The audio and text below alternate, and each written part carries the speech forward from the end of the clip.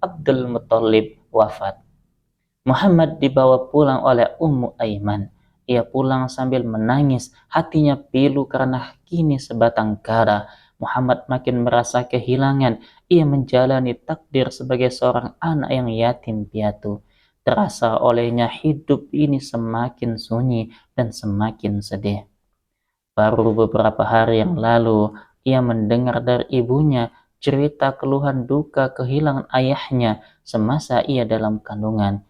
Kini, ia melihat sendiri di hadapannya, ibunya pergi untuk tidak kembali lagi, sebagaimana ayahnya dahulu. Muhammad yang masih kecil itu kini memikul beban hidup yang berat sebagai seorang yatim piatu. Ketika tiba di Mekah, Abdul Muthalib menyambut kedatangan cucunya itu dengan rasa iba yang sangat dalam. Kecintaan Abdul Muthalib pun semakin bertambah kepada Muhammad. Rasa duka Muhammad mungkin agak ringan apabila kakeknya Abdul Muthalib dapat hidup lebih lama lagi. Namun Allah Subhanahu wa taala sudah menentukan lain. Pada usia 80 tahun, sang kakek pun meninggal dunia. Saat itu Muhammad berusia 8 tahun. Ia mengiringi jenazah kakeknya ke kubur sambil berlinangan air mata.